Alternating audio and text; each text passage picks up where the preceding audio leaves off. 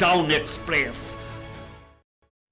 हामी रौतहटतर्फ लाग्छौँ। रौतहटबाट एउटा अर्को खबर प्राप्त भएको छ। राजपुर बम काण्डका अभियुक्त पूर्व मन्त्री अफ्ताब आलमको घरमा प्रहरीले खानतलासी गरेको खबर प्राप्त भएको छ। सोही बम काण्डका फरार अभियुक्त महताब आलमलाई पक्राउ गर्न बिहिबार राति प्रहरीले राजपुरमा रहेको अफ्ताब आलमको घरमा खानतलासी गरेको हो। त्यहाँ पुगेको थियो र अफ्ताब आलम अफ्ताब आलमका भाइ हुन्, महताब आलम उनका भाइ हुन् र विशेष गरेर यस विषयमा थप जानकारी लिन्छौँ। यति बेला रौतहटबाट टिभी जर्नलिस्ट बालविक्रम कार्की हाम्रो प्रत्यक्ष सम्पर्कमा हुनुहुन्छ। बालविक्रम, हिजो भर्खरै मात्र प्रहरीले छापा मारेको खानतलासी गरेको जो राजपुर बम काण्डका अभियुक्त थिए, पूर्व मन्त्री समेत रहेका अफ्ताब आलमको घरमा भन्ने खबर प्राप्त भएको छ। यस विषयमा थप जानकारी गराउनुहोस्। हिजो राति 1 बजेको करिबमा चाहिँ रौतहट प्रहरी र प्रदेश प्रहरीको संयुक्त टोलीले रौतहट क्षेत्र नम्बर 2 राजपुर फरदगामा अवस्थित मोहम्मद अफ्ताब आलमको घरमा चाहिँ छापा मारेको हो र हामीलाई जिल्ला प्रहरी कार्यालय रौतहटका प्रहरी प्रमुख रविराज खड्काले दिनुभएको जानकारी अनुसार उनका भाइ महताब आलम चाहिँ घरमा आएर लुकेको गोप्य सूचनाका आधारमा छापा मारिएको हो र सो छापा मार्ने क्रममा उनको घरमा खानतलासी गरिएको छ। तर मोहम्मद अफ्ताब आलमको भाइ महताब आलम भने नभेटिएको भन्ने जानकारी प्राप्त भएको छ। अब विशेष गरेर प्रहरीले छापा मार्नुको कारण यहाँले बताउनु भयो, यो जुन चोरीका लागि भनेर जुन बताउनु भएको छ, त्यहाँ प्रहरीले केही खानतलासी गर्दाखेरि थप केही भेट्यो अथवा केही? अहिलेसम्म खानतलासीको क्रममा थप केही भेटिएको भन्ने जानकारी प्राप्त भएको छैन। हिजो जसरी राति 1 बजेको करिबमा प्रहरीले छापा मार्दाखेरि स्थानीयहरूले र मोहम्मद अफ्ताब आलमका समर्थकहरूले भने चाहिँ प्रहरीलाई अवरोध गरेको र प्रहरीमाथि चाहिँ आक्रमणको प्रयास गरेको हुनाले प्रहरीले 12 राउन्ड हवाई फायर गरेको भनेर जिल्ला प्रहरी कार्यालय रौतहटले जानकारी दिएको छ र सो क्रममा सामान्य झडप पनि भएको, तर कसैलाई खासै कुनै क्षति नभएको भनेर प्रहरीले हामीलाई जानकारी दिएको छ। र जुन उद्देश्यको लागि प्रहरीले छापा मारेको थियो, जुन राजपुर बम काण्डको अपराधी जुन भनिएको छ उसको अफ्ताब आलमका भाइ लगायत विभिन्न फरार अभियुक्तहरू चाहिँ आएर त्यो गाउँमा बसेको भन्ने सूचना पाएर हामीले छापा मारेको भनेर प्रहरीले भनेको छ। तर जो छापा मारे क्रममा चाहिँ कसैलाई पनि पक्राउ गरेको छैन र कसैलाई पनि प्रहरीले चाहिँ भेटेको छैन। भेटेको स्थिति छैन, ती छापा मार्ने व्यक्तिहरू फरार रहेका छन्। अझै पनि एकजना पनि कोही पनि पक्राउ गरेको अहिलेसम्म अवस्था छैन र जसलाई मेन टार्गेट भनेको चाहिँ मोहम्मद अफ्ताब आलमको भाइ महताब आलम थियो, उहाँलाई पनि चाहिँ पक्राउ नगरेको र उहाँ चाहिँ नभेटिएको भनेर प्रहरीले हामीलाई जानकारी दिएको छ। अब विशेष गरेर यो कोरोनाको यो महामारीको बीचमा पनि यस किसिमको घटना किन भइरहेको छ रौतहटमा? उनीहरूले यस किसिमको गतिविधि किन गरिरहेका छन्? यसबारे प्रहरी प्रारम्भिक अनुसन्धानबाट केही पत्ता लागेको छ?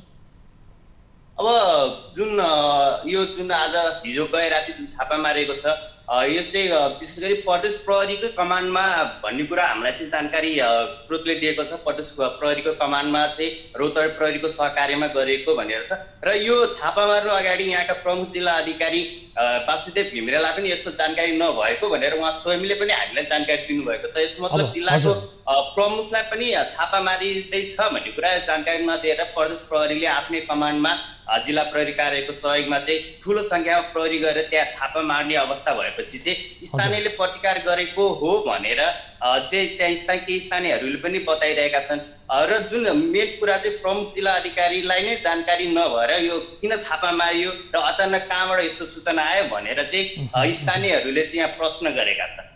अब जो फरार रहेका यी अभियुक्तहरू छन्, यिनीहरूको खानतलासी गर्नका लागि, खोज तलास प्रभावकारी बनाउनका लागि प्रहरीको सक्रियता चाहिँ पछिल्लो समय कस्तो देखिएको छ? प्रहरीले निगरानी पनि बढाएको भनेर हामीलाई जानकारी छ र सोलमा चाहिँ अहिले चाहिँ रमजानको बेला भएको हुनाले उहाँहरू चाहिँ गाउँमा आउन सक्ने भन्ने चाहिँ प्रहरीले सूचना पाएको आधारमा नै छापा मारेको हुन सक्छ। प्रहरीले पनि प्रहरी स्रोतले पनि हामीलाई त्यही बताएको छ। जब यस रमजानको बेला छ र मुस्लिमहरूको पवित्र पर्व भएको हुनाले रमजान मनाउन घर आउन सक्ने र अहिले कोरोनाको बेला प्रहरीको ध्यान लकडाउन प्रभावकारी बनाउन त्यतातिर सबै प्रहरी केन्द्रित भएको हुनाले चाहिँ प्रहरीले यतातिर ध्यान नदिने भनेर ढुक्कले आएको र आउन हुन सक्ने भन्ने सम्भावनाको आधारमा चाहिँ प्रहरीले छापा मारेको हो। तर पनि कसैलाई पनि पक्राउ गर्न भने चाहिँ सफल भएन, उहाँहरू चाहिँ त्यतिकै फर्किनु परेको अवस्था। जो यति बेला विशेष गरेर लकडाउनको निगरानीमा रहेका प्रहरीहरूको आँखा छलेर चाहिँ यही मौकाको फाइदा उठाउँदै ती अभियुक्तहरूले चाहिँ विभिन्न किसिमका यति बेला यस्ता घटनाहरू गरिरहेका छन् हैन त? त्यो अब ठ्याक्कै उहाँहरूले आउनु भएको वा आउनु नभएको भनेर चाहिँ केही जानकारी छैन। त्यसबारे पत्ता लागेको छैन। आफ्नो कतैबाट सूचनाका आधारमा चाहिँ रमजान पर्व मनाउन आउनु भएको हो कि भने उहाँहरूलाई सूचना कतैबाट प्रारम्भिक सूचनाका आधारमा चाहिँ प्रहरी त्यहाँ छापा मार्नु भएको भन्न सक्छ। हुन्छ। अब यसबाहेक अब विशेष गरेर कोरोना भाइरसको सन्दर्भमा केन्द्रित रहेर कुराकानी गरौँ। रौतहटमा पनि पछिल्लो समय सङ्क्रमितको सङ्ख्या बढ्दो छ। उनीहरूको अवस्था कस्तो छ अहिले? त्यहाँ कोरोनाको जोखिमको अवस्था कस्तो छ अहिले? जुन भारतबाट आउने मजदुरहरूलाई आफ्नो स्थानीय पालिकाले ल्याएर क्वारेन्टाइनमा राख्ने क्रम पनि जारीको छ। हिजोको मितिसम्म करिब 900 हाराहारी भारतीय मजदुरहरू चाहिँ भारत हुँदै भारतीय नेपाली मजदुरहरू नेपाल आइसक्नु भएको अवस्था छ र उहाँहरूलाई सबैलाई चाहिँ स्थानीय पालिकाले आफ्नो बनाएको क्वारेन्टिनमा लगेर राखेको छ र उहाँहरूको स्वाब टेस्ट गर्ने क्रम छ। तर हामीलाई जिल्ला जनस्वास्थ्य कार्यालयले दिएको जानकारी अनुसार जिल्लामा अहिले पर्याप्त मात्रामा भिटिएम किट चाहिँ नरहेको छ। अहिलेसम्म हिजोको सम्ममा 350 वटा मात्रै भिटिएम किट छ, जबकि यहाँ चाहिँ 900 हाराहारी चाहिँ भारतबाट नेपालीहरू आइसक्नु भएको छ र उहाँहरूको चाहिँ टेस्ट एकदमै अनिवार्य छ। किनभने धेरै भारतबाट आउनु भएको नेपालीहरूमा सङ्क्रमित देखिएको अवस्थामा उहाँहरूको टेस्ट गर्न आवश्यक हो। तर जम्मा 350 वटा मात्रै किट हिजोको मितिसम्म चाहिँ रहेको छ भिटिएम किट, जसले गर्दा चाहिँ अब उहाँहरूको परीक्षण चाहिँ जति सक्दो छिटो गर्नुपर्ने हुन्छ। किनभने सङ्क्रमित नभएकाहरूलाई एकै ठाउँ राख्दाखेरि फेरि अरूलाई पनि सर्न सक्ने सम्भावना हुन्छ। एउटै क्वारेन्टिनमा चाहिँ 300-400 हाराहारी पनि कति राखेको छ, 150-200 राखेको छ। सबैलाई एकै ठाउँ राख्दाखेरि चाहिँ यसले गर्दा चाहिँ समस्या हुन सक्छ। जति सक्दो चाँडो चाहिँ सङ्क्रमितलाई चाहिँ आइसोलेट गर्न पायो भने चाहिँ अरूलाई संक्रमण सर्न नसक्ने भनी जिल्ला जनस्वास्थ्य कार्यालयले भनेको अनुसार। तर जम्मा 350 वटा मात्रै किट छ र यसले गर्दा चाहिँ के हुन्छ भने अब टेस्ट जति सक्दो प्रभावकारी चाहिँ गराउनु पर्छ भन्ने कुरा चाहिँ केन्द्रीय सरकार र प्रदेश सरकारले सोच्नुपर्छ र किट जति सक्दो धेरै छ। किनभने रौतहटमा करिब 5000 भन्दा बढी चाहिँ फर्किन सक्ने अनुमान गरिएको छ। अब यस्तो थपिन सक्ने अनुमान गरिरहँदा विशेष गरेर त्यहाँको स्थानीय सरकारका जनप्रतिनिधिहरू प्रदेश सरकारसँग होस् अथवा सङ्घीय सरकारसँग कोअर्डिनेसन गर्नमा अथवा थप स्वास्थ्य सामग्रीहरू मगाउने दौरानमा होस् अथवा आइसोलेसनको क्षमता बढाउने कुराका लागि समन्वय कतिको गरिरहेका छन्? के छ अवस्था? अब प्रदेश सरकारसँग जिल्ला स्वास्थ्य कार्यालयले चाहिँ भनेको जानकारी अनुसार हामीले जति सक्दो के भिटिएम किट पठाइदिनु पिसिआर कलेक्सनको लागि जति सक्दो चाँडो गर्नुपर्छ भन्दा पनि थोरै मात्रामा कहिले 20 वटा कहिले 50 वटा हाराहारीमा त्यसरी चाहिँ पठाइरहेको छ। तर यहाँ चाहिँ एकमुष्ट अहिले क्वारेन्टाइनमा बसेकै सङ्ख्या हेर्ने भने हिजोको मितिसम्म चाहिँ जिल्ला प्रशासन कार्यालयको अनुसार 850 भन्दा बेसी चाहिँ क्वारेन्टिनमै बसेकाहरूको सङ्ख्या छ। त्यो मध्ये करिब 200 हाराहारीको चाहिँ पिसिआर विधिबाट चेक भइसकेको अवस्था छ। तर बाँकीको पनि एकदमै छिटो गर्नुपर्ने अवस्था छ र तर त्यसको लागि चाहिँ किटै केन्द्र सरकारले पनि पठाएको छैन अहिलेसम्म पर्याप्त किट, प्रदेश सरकारले पनि पठाएको छैन।